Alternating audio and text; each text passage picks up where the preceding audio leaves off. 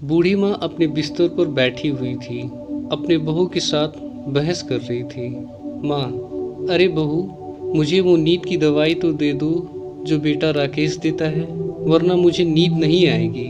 बहू किसी हॉस्पिटल में नर्स थी और उसे पता था कि रोज नींद की दवाई लेने से बहुत नुकसान होता है। बहू ने बोला, नहीं माँ जी, मैं आपको नींद की गोली नहीं दे सकती। पता है लीवर पर कितना बुरा असर पड़ता है इस गोली का।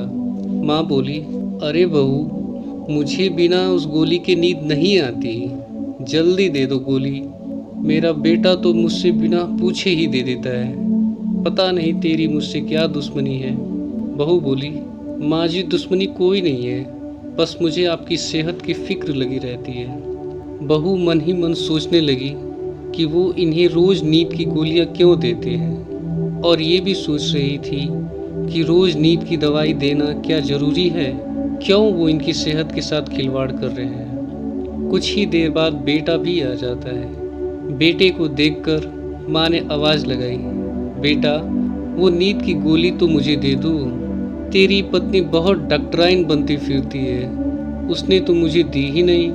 बेटा माँ के पास आया और कहा, अभी देता हूँ माँ। इतने में पत्नी भी आ गई और कहा, नहीं, ये नींद की गोली मत देना माँ को, इसका सेहत पर बुरा असर होता है। लेकिन बेटा था कि पत्नी की एक न सुना और अपनी जेब से एक पीली गोली निकाली और माँ को दे दी। गोली खाते ही माँ लेट गई और सोने की कोशिश करने लगी। उधर बीवी अपने पति के साथ बहस करने लगी और कहा, अरे आप क्यों माँ जी को रोज नींद की गोली देते हो?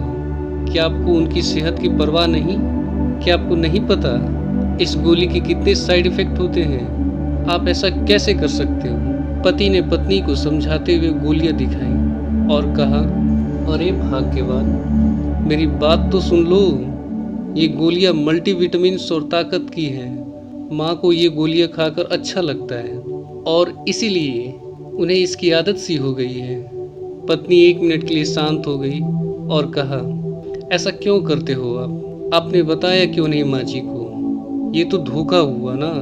पति ने कहा, माँ ने बचपन में मेरे साथ बहुत धोखे किए हैं। जब मैं खाना नहीं खाता था ना, तो धोखे से खिला देती थी, और जब मैं दवाइयाँ नहीं खाता था तो खाने में मिला देती थी।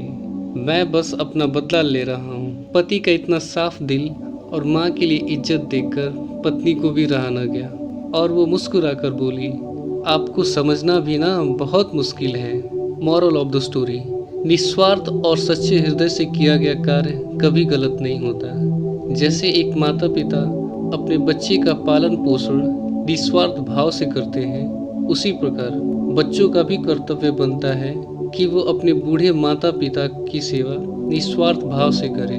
अगर आपको ये कहानी पसंद आई तो कृपया इसे लाइक शेयर सब्सक्राइब जरूर करें। धन्यवाद।